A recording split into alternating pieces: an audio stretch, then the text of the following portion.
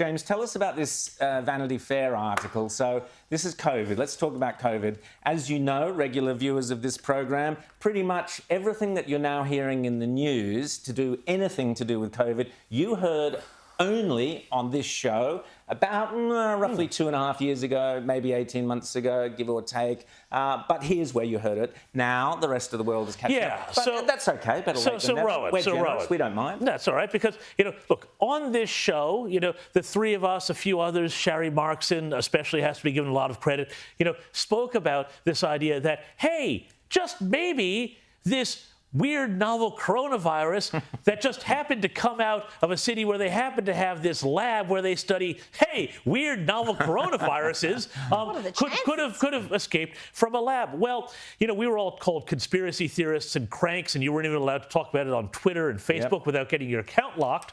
But, speaking of Elon Musk, but now fascinating report. Everybody go out and find it in Vanity Fair magazine. So, hardly a right-wing sort of organ that essentially long, thousands of word investigation into that biolab, into all the problems at the lab, problems with maintenance, problems with biosecurity, links to Anthony Fauci's NIAID.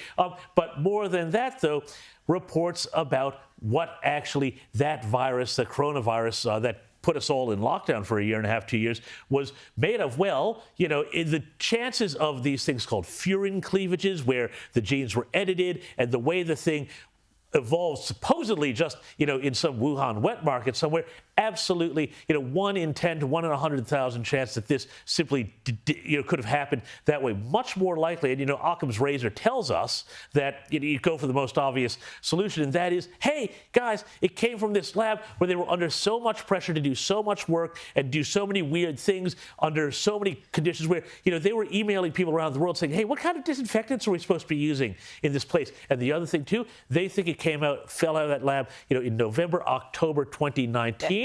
Which goes along with reports that we had in the Daily Telegraph that, at the Wuhan World Military Games, people were being, locked down and all sorts of things. This was going on for months before it made it into the West.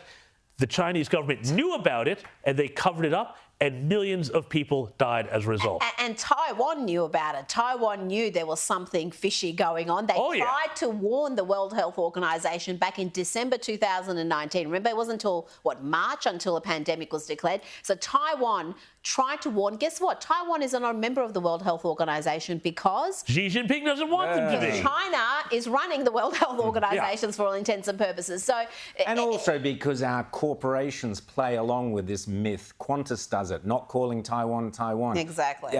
Just disgraceful. But that's Qantas doesn't know where it is half the time when it's in Australia. They're saving the Great Barrier Reef. They're saving the Great Barrier Reef. Fantastic. Qantas. And defaming our farmers at the same time. Thank you, actually, all that lost luggage, they're putting it in the water, and then the coral grows over it, and then it's a great little home for the fishies. Well, I think what they should do, here's my tip to Qantas. Can you please get Peter Ridd, put him at the pointy end of the plane, or sit him next to the pilot, then let's fly a jumbo up around the Great Barrier Reef, and Peter Ridd can point out to them all the places where, new growth there, more growth there. Oh, look, that's done better than it's done for 30. Oh, there's some more coral there. That could be a fun thing. Alan Joyce, Matt, you might like to do that. Even all the lefty publications acknowledge that the Barrier Reef has had the greatest coral growth in decades, and this is a positive thing that we should actually be happy about. I don't know, that's the reports seem to have just bypassed Qantas, who've decided, oh no, it's in peril, and our farmers are mainly responsible. Just awful stuff.